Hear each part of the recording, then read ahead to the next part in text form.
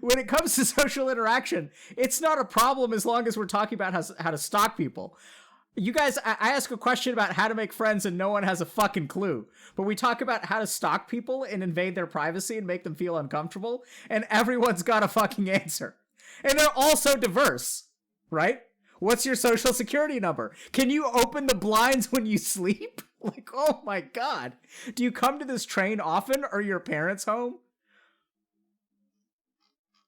Right? So like, okay, here's the thing. If you want to make friends, you take the part of you that is funny, because all of you guys are clearly hilarious, and then you just make it not cringeworthy, right? You just make it about like pretend, like use that same funny part, but then make it about something that is not invasion of someone's personal space or privacy.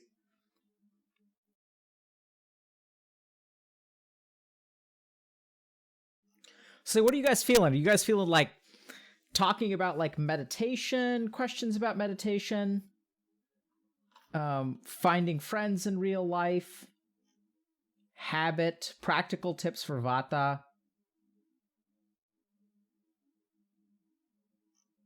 someone's talking about becoming a pro gamer.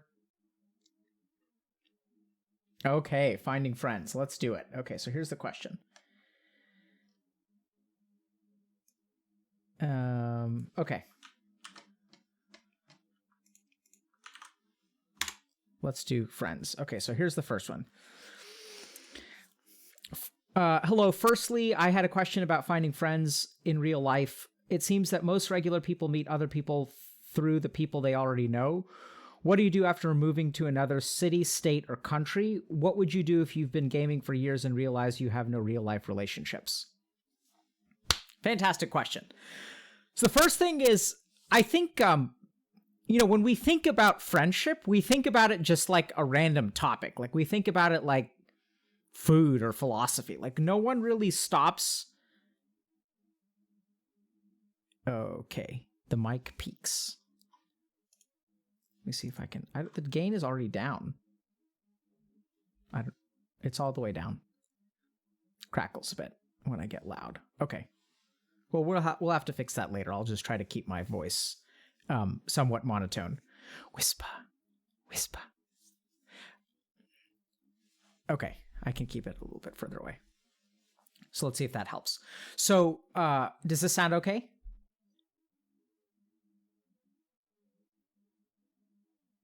Okay, so let's first understand like how friendship works. Okay, so I want you guys to understand that just about anything about your psychology or anything about your choices or habit or where you are in life or where you want to go in life, or if you're struggling with something, you can apply sort of like mathematics, engineering, and science to it to try to figure out how it works. So the first question that I have for y'all is, how does friendship work? Like, what is the mathematical equation for you and someone else to become a friend? What do you guys think the variables are?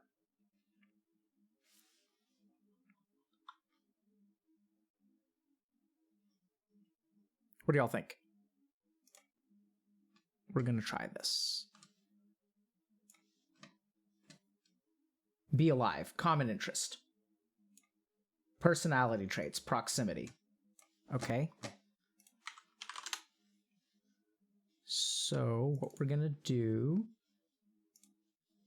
Okay, I'm going to use Word. Common interests all day. So, do you guys have friends? Do you guys have friends that you don't share interests with?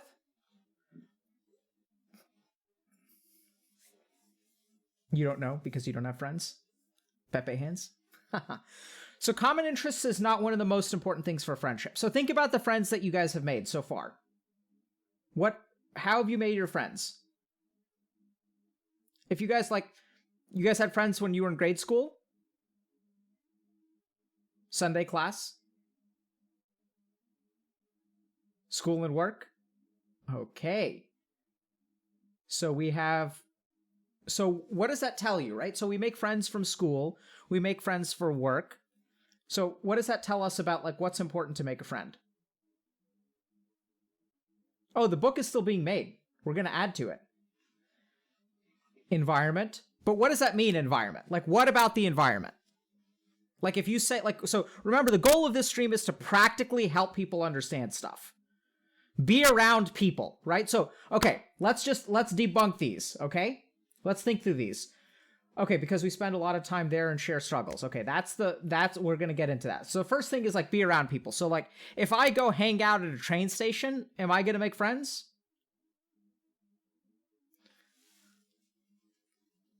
No, right?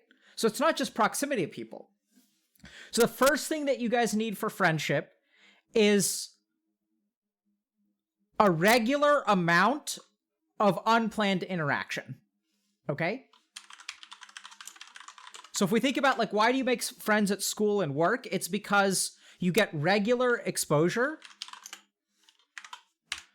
that is unplanned, so there's no pressure on anyone. Regular exposure that is unplanned with a group of people. That's the first thing that you need for friendship. And that's the first thing. So the second thing is common cause. And I think Farrell was talking about this, right? So if you think about the people that you make friends with, like, you make friends with them because you guys share, like, a goal, or you all struggle together. You're in kind of like a group together. I'm gonna actually transition back to Live Plus Chat so that I can look over here. So a regular amount of unplanned interaction and common cause, I think, are the two most important things for friendship. So isn't school or work a planned interaction? Not between you and the person. You show up to class, they show up to class. Class is planned, but it's not like you're trying to, like, get them. They're not coming to class for you, and you're not coming to class for them. A planned interaction is, like, let's say that I call up my buddies and I say, hey, let's go to the movies. That's a planned interaction. And so the first thing to understand about friendship is, like, you guys need to have regular unplanned interactions with people, and y'all need to have common cause. Common interests is helpful. Personality stuff is helpful. It doesn't mean that you're going to become friends with everyone that you interact with in an unplanned basis. But the most important things for friendship are unplanned interaction and common cause. So if you guys want to make friends, if we think about that, like, if we realize that those are the two most important variables, and then, like, the third variable is common interests, then we have to structure a life in which we're being regularly exposed to people without any pressure. So this is why people say, like, go and volunteer, or, like, take a class or something like that. You need to go to a place where, like, you can see other people on a regular basis so you don't feel pressured. It's not like you're hanging out at a train station and be like, hey, man, sitting next to me on the train, do you want to grab brunch next Sunday and hang out for a few hours? Like, that's really weird, right? But if you see someone in class, like, every day or 3 times a week, then, like, after a while, like, you can be like, hey, man, like, you introduce yourself one day. And then, like, common cause helps a lot. So common cause is, like, studying together for a test. So you and the other person have shared goals.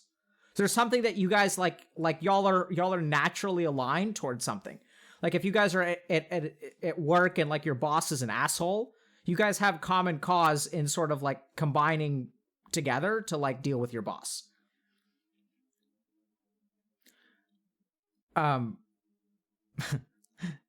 Right? So if you guys want to make friends, the first thing is that, so it can be hard when you move to a new city, country, whatever. But the first thing that I do is I'd structure some activities that you're not, like, there to, like, pressure people into being your friend. You're just going to go there and do the thing. And hopefully you want to pick activities that other people are going to show up with, like, on a regular basis. So the nice thing about taking a class is that, like, presumably there are other people in the class who are going to show up every week. And so, like, that's a good way to make friends. Like, people make friends, like, in AA groups, right? Alcoholics Anonymous is, like, I mean, a lot of people become friends there because you guys are there and you show up on a regular basis. And then, like, you guys are both trying to not drink. And so y'all are looking for people to hang out with who don't drink. And so, like, AA is, like, there are a lot of people that I work with who've made friends through AA. That's really important because if you're in with a friend group that doesn't, you're trying to change that friend group, then you have to try to, get out of that And so finding like people that share common cause, that you guys have common goals, that you guys have shared struggles, that's what common cause means. It's common goals and shared struggles.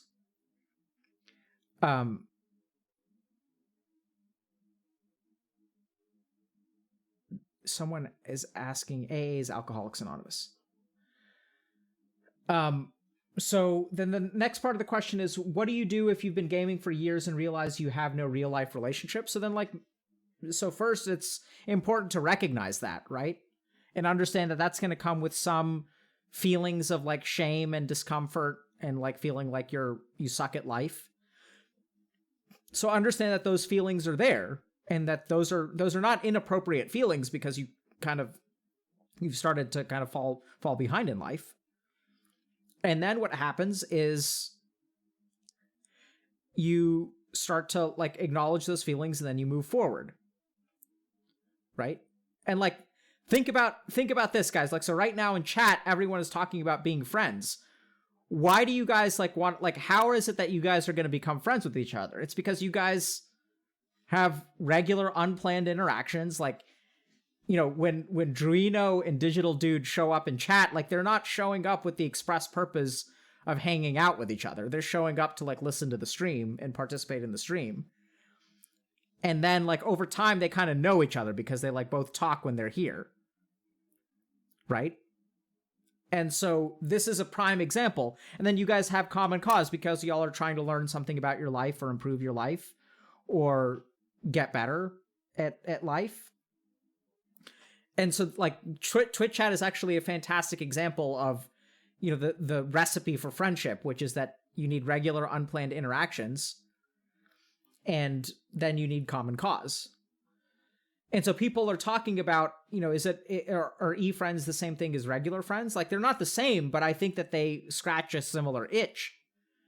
So I think that the friendship that you form with people online is authentic. I think it's real friendship, and you can get a lot of support and validation and pride and joy out of friends. And at the same time, like, no one over the internet can give you a hug. And some of the value of friendship are things that you can't get over the internet. So like, we have this circuit of our brain that I sort of call the social sonar. So a lot of times gamers have difficulty with social interactions because since so much of their social interaction is over the internet, there are a lot of parts of our brain that aren't active over social interaction over the internet. And so those parts of our brain become like rusted and they don't work well. So one good example is like reading body language. So when I talk to gamers about being socially anxious around like groups of people, part of the reason that they're socially anxious is because they are not able, their brain is not able to interpret body language of people around them. And why isn't their brain able to interpret the body language? Because you don't interpret body language when you're hanging out over Discord. So your brain, much like a language that you don't speak, says like, oh, like I don't need to understand body language because it doesn't affect my social interactions at all. Let me turn off that circuit. And so then when you go into the real world, you feel super anxious and you feel like everyone is judging you because normally their body language should reassure you. But since your body language, the body language interpreting part of your brain has been shut off because you spend so much time on Discord, it can't reassure you. And then you like get super anxious and you think that everyone's like paying attention to you and things like that. It's because your social sonar has been disabled. It's not words. It's like all the other stuff. It's like sonar. You just sort of detect things. So I do think that the friendships that you form online are important and real, and they're also missing some important parts. So there's a hormone, there's a neurotransmitter and hormone called oxytocin. F? What does F mean? Anyway, there's oh, is it lagging? So I was talking about oxytocin. So we're just going to talk for a second about oxytocin, then we'll move on. So you have a neurotransmitter or hormone called oxytocin, which forms like emotional bonds. So oxytocin is the hormone that causes mothers to release breast milk. So you have some hormones that cause the breast milk production, but then there's another function called breast milk letdown. So if you think about like a postpartum mother, like their milk has, I mean, their breast has milk in it, and the milk just stays there, right? Like it doesn't usually leak. It just kind of hangs out there. And then what happens is when you get a suckling sensation on the breast from a newborn infant, then that suckling sensation causes the release of oxytocin. Oxytocin causes the stored milk to be like opened. So it's kind of like opening the faucet for breast milk for newborn, postpartum mothers with newborns. The other interesting thing about oxytocin is it causes breast milk letdown, but it also fosters emotional bonding. So a lot of infant-mother bonding is through oxytocin. A lot of social interactions are mediated through like oxytocin enhances social bonding. So when people are sexually active and they cuddle afterward, or cuddling in general, causes oxytocin release. Anytime you hug someone, you get a little spurt of oxytocin. And that spurt of oxytocin causes you to form a bond with someone else and like gives you positive feelings about them.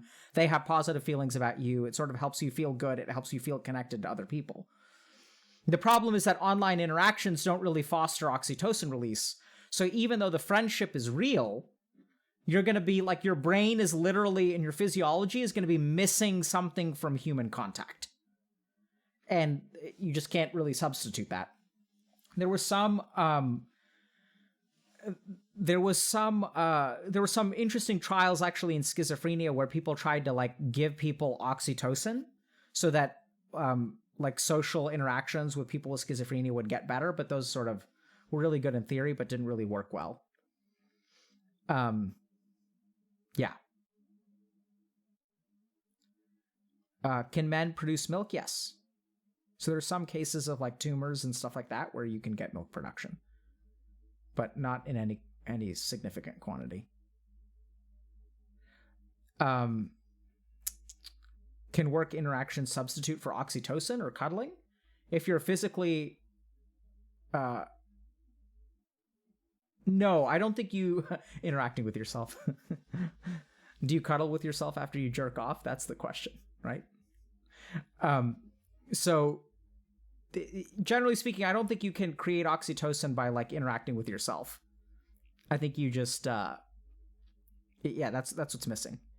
Can my pillow substitute? I don't know. I don't think so. I mean, so I think that like maybe somewhat, but I think that I don't know exactly what it is about cuddling. Like, I don't know where the precise line is for like, you know, cuddling or touching or warmth. I don't know if it's temperature or like what. It could be just the pillow. I don't know. I don't think that there are any clinical trials that measure oxytocin release after cuddling with a pillow versus a human being. And now we're talking about body pillows. Fantastic. Okay. Okay, no questions. Fantastic. Okay.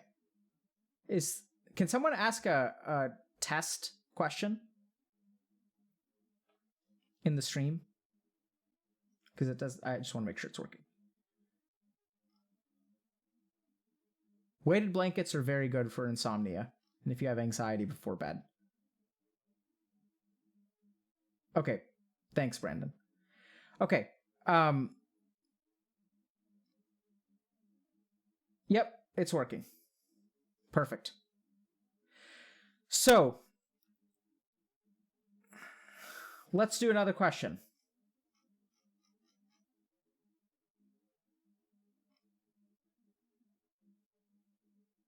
Okay, so on the thread, okay, these are all great questions. Thank you, guys.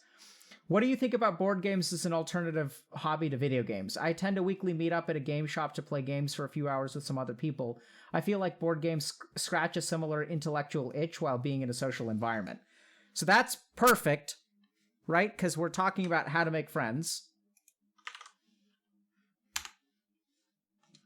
And I think this is a prime example. So if you're a nerd and you're new to a city, find a board game store.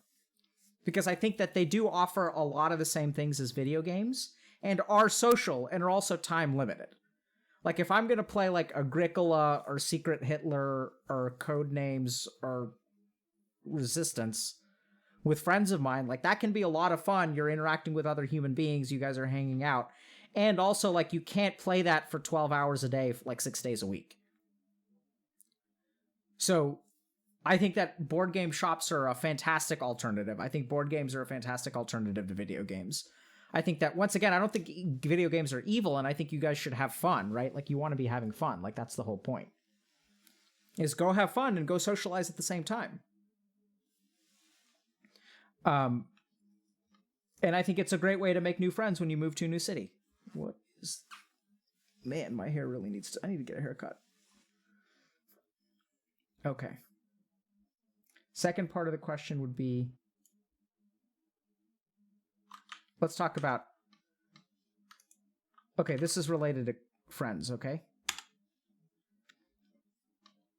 Second part of the question would be, how do you find people who aren't boring as fuck? I love online interaction because it allows you to skip all the social posturing, lack of taboos, and so on. But at the same time, I've experienced what it's like to be ghosted by people I've known for years without knowing anything about them. So how do you find people who aren't boring as fuck? Okay, so the first thing is, like, very few people are actually boring. Right? Like, if someone is, like, if you think someone is boring as fuck, like, what are you looking for, and what are they showing you? Like, what does, like, boring as fuck mean? Does that mean, because it allows you to skip all the social posturing, lack of taboos, and so on. So, I mean, my guess is that this person has, like, maybe, like, doesn't, like to play by the rules of social norms, and he or she finds people that respect social norms, like introducing yourself and not dropping F-bombs when you meet someone, to be, like, cumbersome and boring. And so they think small talk and things like that are boring. Like, these are the ways that human beings tend to warm up to each other. It's also, like, the way that regular human beings figure out if you're a fucking weirdo. Right? Because, like, if you can't do that, it's sort of like you can blame or criticize as much as you want to about a social norm, and I'm not saying that those aren't fair criticisms. Like, you can say that, for example, people ask the question, how are you? And that question, no one actually wants to know how you are. It's just like a social formality, right? You can say that that's a waste of time and space. And that's true, but there are also, like, some conventions that have value just because everyone else follows them. And this is something that's, like, really hard for people to understand, that, like, when people criticize social norms, they're like, oh yeah, that's stupid, we should just all be authentic. But, like, remember that driving on, let's say, so I live in the United States, so driving on the right side of the road is not, like, morally better than driving on the left side of the road. There's no inherent advantage to driving on the right side of the road. The only advantage of driving on the right side of the road is because everyone else fucking drives on that same side of the road. And if I decide that I want to be, like, edgy, and I want to be, like, authentic, and I want to be fresh and not a boring fucker, I'm going to start driving on the left side of the road, because, like, why am I going to be like a fucking normie? Like, fucking normies? Like, I'm not going to be like that. I'm going to just drive the way that I want to. And I don't know why these, like, normies are all driving on the right. and like, yeah, there's no inherent value to driving on the right side of the road, but there's value in the fact that everyone does it. So the first thing is, like, why are social interactions, like basic social interactions, so, like, laborious for this person? Right? Like, why can't you just, like, make small talk with people? Like, what bothers you so much about making small talk with another human being? Small talk isn't, I mean, it's not really fantastic. It's not amazing. It's not like a freshly baked chocolate chip cookie. But it also isn't, like, 6-day-old mac and cheese that's been reheated 3 times. It's just small talk. And I think if you want to get past small talk, you can ask questions to people that are, like, interesting and get you to know someone without being invasive. So you don't ask someone, what's your deepest, darkest fear? I would say, yeah, what are your passions? Like, that's a weird question to ask someone, right? You, like, meet someone at the train station and they turn to you and they say, what are your passions? Tell me. What is it that you are passionate about? It's like, that's kind of weird. But I would ask them, hey, like, what are you excited about for the next year? Like, 2019 is coming to a close, and is there anything that you're really proud of? right? That's kind of like, so you can ask questions to people like, oh, have you traveled anywhere interesting recently? Like, I think travel is a great way to get people talking about stuff. You can ask about travel. And I think that there's a difference between making small talk and not saying anything, and also like completely violating social norms. And, you can learn a lot about someone, and then once they respond, so yeah, right? So if I ask someone, what's tell me about 2019, they say I'm 1 year closer to death. And then you kind of laugh, and then you say like, yeah, so how does it, is 1 year closer to death a good thing or a bad thing? And then you kind of play ball. And if someone says, okay, so like, let's play this game, okay? Dr. Kanoja is going to take your bullshit answers and respond to them in a fun and easy manner. So where have you traveled recently? Yeah, I left the house this morning to get food. And it's like, wow. Like, is leaving the house to get food like a good thing or a bad thing? Did you eat something delicious? Like, if you had to go through all the trouble of leaving your house, did you at least get something tasty? Like, was it worth it? That's the question you ask, right? Like, was it worth it to leave your house to get what food you got? Yeah, see, like, and Deagle Eye is giving me smiley face emotes. Right? So, like, let's get another question. Like, okay, so this one. What trains are you excited about? That's a great question. So I encourage you guys to go to a party, or go to Thanksgiving, or go to your holidays, and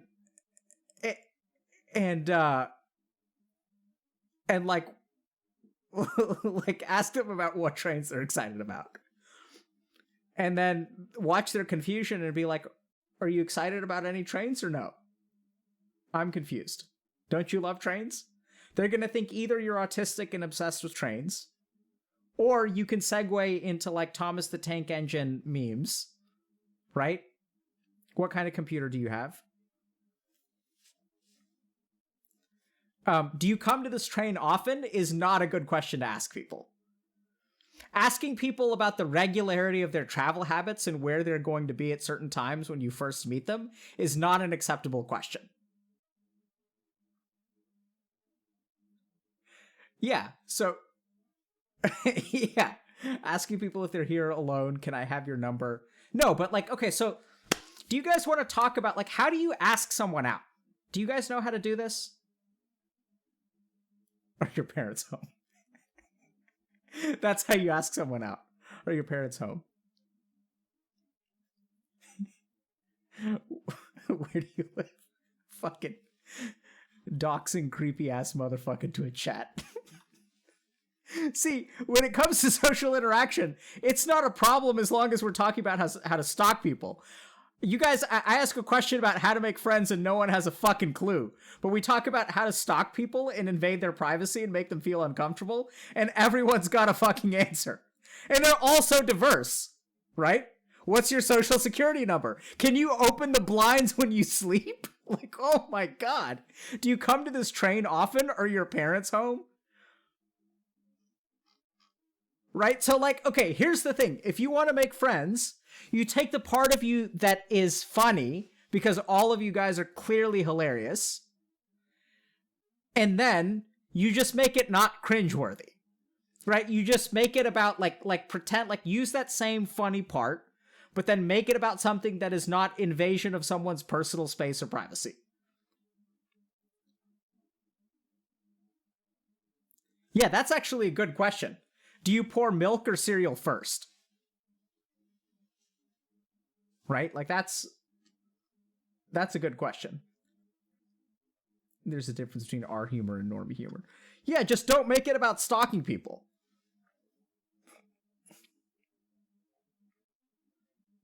Yeah, so instead of asking okay, so this goes downhill so fast, right? We start with cereal and milk, and then we go to, this is the divergence of Twitch chat, okay? What's your favorite cereal? To, is that a wig? Do you wipe sitting or standing?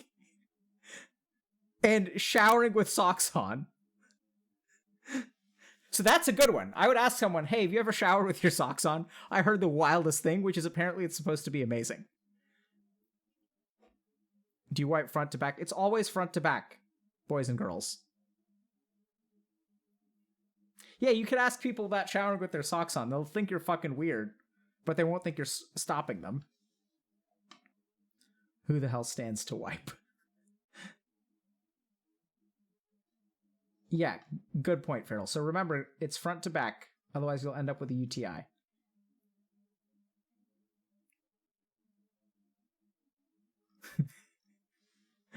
Okay, let's do another question. So, okay, so Trinian is right. We didn't answer the original question. The second part of the question would be, how do you find people who aren't boring as fuck? I'd say, like, honestly, try to engage them in conversation, right? So I think, like, if you find people boring as fuck, you're probably not, like, actually bothering to understand who they are or what's interesting about them. So that's your problem. Like, people aren't boring as fuck. Like, it's kind of like saying, you know, how do you find fresh food in the trash can? It's like, you don't look in the trash can, you go to a grocery store to find fresh food. So if you're interacting with people and you think they're boring as fuck, like, you should just think a little bit about, like, what is it about them that, like, you think is boring, and why is it that you're thinking about, why do you find them boring? Like, try to engage them in a real conversation. And start by a couple of softball questions, like, you know, do you take this train often? Do you close the blinds when you sleep? Like, you can start with, like, easy ones to put them at ease.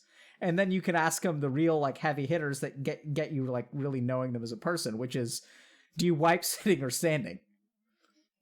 And then you know, then you're done. No, but I think really just try to understand that most people have, like, relatively interesting lives, or relatively interesting internal experiences of life, and try to engage them on that level. Try to find out what they're interested about. So if you want to be interested in someone, get them talking about what they're interested about. It can be really fascinating. Like, if someone's passionate about, like, fishing, like, I don't care about fishing, but I have a friend who's really likes to fish, and it's really cool to hear him talk about fishing. Like, you learn something. You know, if there are people who are interested in something, get them talking about what they're interested in. You'll probably learn something. It'll probably be more interesting. I'd love to go deep sea fishing in the Caribbean. It's just not something that, you know, I didn't grow up fishing. Is it true that someone will like you more if you let them talk about themselves versus you do the talking? I think generally speaking, yes. Like, I don't think that, so I think you have to be careful about the phrasing of that question. Is it true someone will like you more if you let them talk about themselves versus you do the talking? So I think you have to be careful, because you can't really make someone like you. So you should step away from the idea that if you do X, Y, or Z, that a particular person will like you. At the same time, I think that a lot of people in conversation tend to be pretty narcissistic. Case in point, I'm just talking to myself for 2 hours, and I love it, right? This is fun for me. So I think the big problem is that a lot of people are very narcissistic. Like, a lot of extroverts are very narcissistic. And as a result, the general advice that people tend to give about how to be successful is targeted at a minority of the population, which are extroverts and narcissistic. So a lot of times people, you know, if you let people talk about themselves, I think that's really the better thing. It's not so much, like you said, let them talk about themselves. So if they want to talk about themselves, let them talk about themselves. But it's not making them talk about themselves. Sometimes people go too far and they're, like, drilling people with questions, because they get this idea, okay, people need to talk about themselves and then they'll like me. So if I want to be, like, liked in a social interaction, I need to drill people with questions. So let is, yeah, you use the word let. So I think you use the right word. And so I think let is the prime word, right? So you engage someone in a conversation that allows them to talk about themselves, and if they feel so inclined, you let them. But if they're introverted and prefer to hear other people talk, then you pay attention to that and you notice it, and then you start talking. The other thing that you can do, you know, we were talking about this in recovery coach training, is you can just call attention to what is. And so, for example, you know, if you're at a party and you don't know anyone, you can walk up to people and say, hey, my name is Alok. I'm a friend of so-and-so's, but I just realized, like, I thought that he was going to invite different people, but I realized I don't know anyone at this party. Nice to meet you. Period. How do you think that goes across?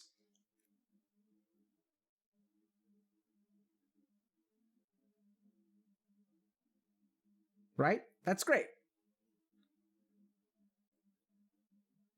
So if you're both introverted, what you should do is you should walk up to someone and you could tell them, hey, is it okay if I stand here and not talk to you for a little bit? Can we just hang together and listen to music? Try that. Or you could go to a party and you can say, um, yeah, so Hal 3979 says, I really dislike how the world is centered around extroverts, even the workplace. Are there ways to make it more advantageous for introverts? Yeah, so you should understand that, like, the world only thinks it's designed for extroverts. And if you're an introvert, you just have to play to your strengths. So you don't have to try to be an extrovert. You just need to understand that your strengths are different, and then you can engage people just as well. Like, you can get promoted. So I'll give you guys kind of a couple of examples from my clinical practice. So I was working with a guy who was concerned that he wasn't going to get promoted because he doesn't, as he puts it, fill the room when he's like in it. So, like, he works with other colleagues, and, like, one of his colleagues does a really good job at, like, what he calls filling the room. So their presence is, like, known anytime they're in the room. They're loud, they're boisterous, they come across as confident, they make jokes, they're likable. And so this person was concerned because they're up for promotion, so it's the introvert versus this guy, and he's concerned that the other dude's going to win because he's just like my patient was kind of